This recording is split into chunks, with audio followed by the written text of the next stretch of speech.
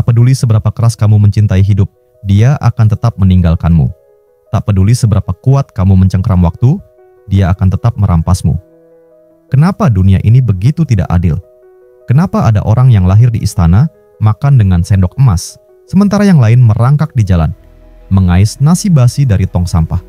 Kenapa orang brengsek bisa hidup panjang umur, sementara orang baik sering mati cepat? Semesta tidak pernah janji untuk adil padamu. Matahari akan terbit untuk petani yang jujur dan koruptor yang serakah dalam derajat yang sama. Hujan akan turun untuk ladang seorang dermawan dan ladang seorang pembunuh tanpa beda. Tapi pada akhirnya, semua orang akan disamakan. Orang suci, penjahat, yang kaya, yang miskin. Semua akan membusuk dalam keheningan yang sama. Chapter 1.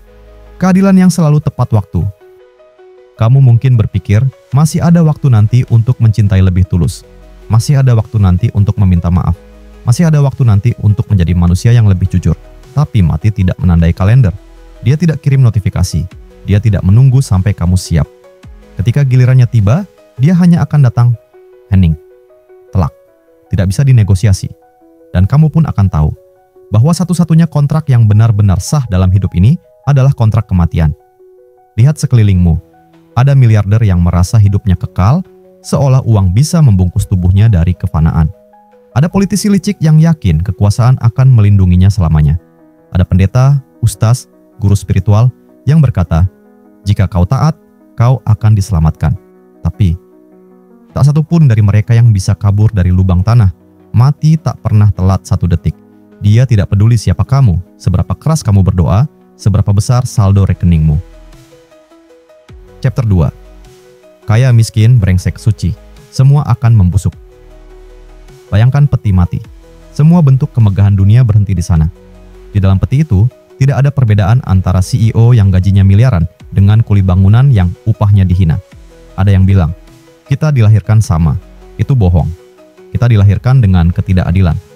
Ada yang mewarisi kekayaan, ada yang mewarisi utang, ada yang mewarisi tubuh sehat, ada yang cacat sejak bayi, ada yang dicintai, ada yang dibuang. Tapi ketika kematian datang, semua perbedaan itu menguap. Tidak ada lagi status sosial, tidak ada lagi reputasi, tidak ada lagi gelar. Tubuhmu akan dikelupas dari harga diri palsu. Kulitmu akan retak, wajahmu akan membengkak, lalu menghitam. Belatung akan menyantapmu, tanpa peduli apakah kamu pernah jadi pejabat atau gelandangan. Mati adalah satu-satunya demokrasi yang sempurna. Di sana, semua orang benar-benar setara. Tidak ada perbedaan antara artis yang dielu-elukan dan pengemis yang diludahi. Dan siapa yang akan peduli? Tidak ada. Karena sejarah manusia penuh dengan kuburan yang dilupakan. Makam para raja pun akhirnya tumbang dimakan hujan. Nisan orang-orang biasa bahkan lebih cepat hancur. Kalau kamu pikir kamu spesial, tunggu saja sampai kematian membuktikan betapa remehnya kamu di mata waktu. Chapter 3. Fakta yang tak pernah kamu mau hadapi. Kematian adalah peringatan yang diam-diam berdetak di belakang kepalamu. Setiap kali kamu meniup lilin ulang tahun, setiap kali kamu merayakan pencapaian baru, setiap kali kamu berkata, aku masih muda, masih banyak waktu.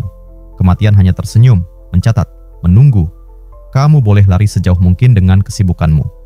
Menumpuk properti, mengejar validasi, memburu gelar akademi, mencetak penghasilan demi penghasilan. Tapi, kamu tak pernah benar-benar pergi dari satu-satunya tujuan.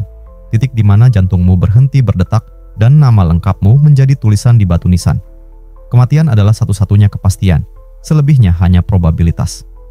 Kamu mungkin sukses atau gagal, mungkin dicintai atau dilupakan, mungkin sehat atau sakit, tapi mati, itu pasti. Kamu bisa menghindari pajak, kabur dari hutang, bersembunyi dari aib, tapi kamu tidak bisa kabur dari kematian. Dia menunggumu dengan kesabaran yang tidak bisa dipatahkan. Setiap detik yang kamu hirup adalah langkah kecil menuju liang kuburmu sendiri. Dan itu bukan kalimat puitis, itu fakta biologis. Chapter 4. Kematian itu membebaskan. Kematian membebaskanmu dari semua beban sandiwara sosial, semua topeng yang kamu pakai. Topeng anak baik, topeng orang sukses, topeng pejuang moral. Akan rontok, hancur, ditanggalkan paksa. Karena pada akhirnya, tak ada satupun pujian yang bisa kamu bawa. Tak ada satupun penghargaan yang bisa kamu genggam. Dan justru, karena semua akan hilang, hidup ini tidak perlu terlalu kau ambil serius. Tidak perlu kamu jadikan lomba siapa yang paling unggul. Kematian memurnikan segalanya. Dia membuat semua ego kita menjadi lelucon. Menyadarkan kita Hidup ini hanya kunjungan singkat di halte waktu. Kalau semua akan sirna, kenapa harus sibuk membandingkan deritamu dengan derita orang lain? Kenapa harus menganggap dirimu lebih layak abadi daripada mereka? Ironis, ya? Kita takut pada kematian, padahal dialah satu-satunya yang meratakan segalanya. Tanpa mati, dunia akan jadi neraka abadi bagi mereka yang tak punya apa-apa.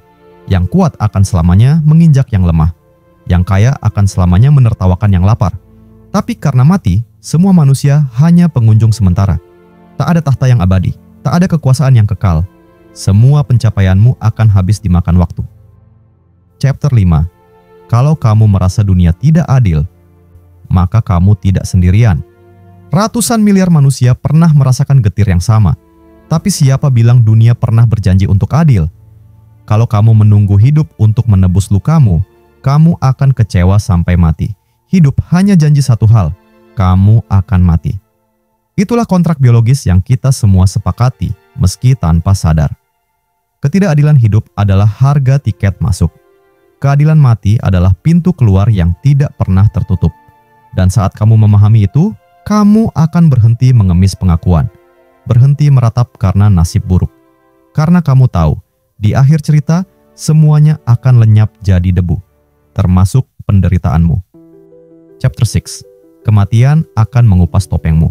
Kamu bisa berpura-pura jadi siapa saja seumur hidupmu. Bisa pura-pura bijak, pura-pura kuat, pura-pura berkuasa. Bisa pura-pura peduli, pura-pura saleh, pura-pura bahagia. Tapi kematian akan merobek semua itu dalam sekejap. Dia tidak akan menanyakan reputasimu. Dia tidak akan memeriksa CV-mu. Dia tidak akan peduli seberapa banyak orang yang kau tipu. Ketika tubuhmu terbujur kaku, semua topengmu akan tanggal satu persatu. Dan di saat itu, kamu hanya akan jadi daging dingin yang tak punya nama, yang diam-diam akan disaksikan semua orang dengan pandangan kosong. Dan tahukah kamu apa yang paling ironis? Sebagian orang yang datang ke pemakamanmu pun hanya datang untuk memastikan kamu benar-benar mati. Atau pura-pura bersedih supaya terlihat sopan. Kamu bisa saja berpikir kamu penting. Kamu bisa saja merasa semua orang akan kehilanganmu. Tapi cepat atau lambat, kuburanmu hanya akan jadi titik kecil di peta. Namamu hanya akan disebut dalam percakapan basi sekali setahun, lalu akhirnya lenyap sama sekali. Karena begitulah nasib semua manusia. Dilahirkan dengan dada penuh ambisi, hidup dengan wajah penuh topeng, lalu mati dengan reputasi yang membusuk bersama jasadnya. Kematian tidak peduli seberapa hebat sandiwara yang kamu mainkan. Dia hanya peduli satu hal, mencabutmu dari panggung ini, menelanjangi semua kebohonganmu, dan mengembalikanmu ke tempat asalmu, tanah. Inilah alasan kenapa saya bilang, hanya mati yang tidak pilih kasih. Dia tidak akan menanyakan agamamu sebelum datang, tidak akan menanyakan gelarmu, tidak akan menanyakan pengikutmu di media sosial. Dia hanya akan datang, menjemputmu tanpa basa-basi, mengubur seluruh ilusi yang kamu rawat bertahun-tahun. Dan pada akhirnya, itulah satu-satunya keadilan yang sungguh-sungguh ada. Keadilan yang tidak butuh persetujuanmu. Keadilan yang tidak bisa kamu tawar. Jadi lain kali saat kamu iri pada orang yang lebih kaya, atau marah pada orang yang lebih licik, ingat satu hal, mereka juga akan mati, sama sepertimu.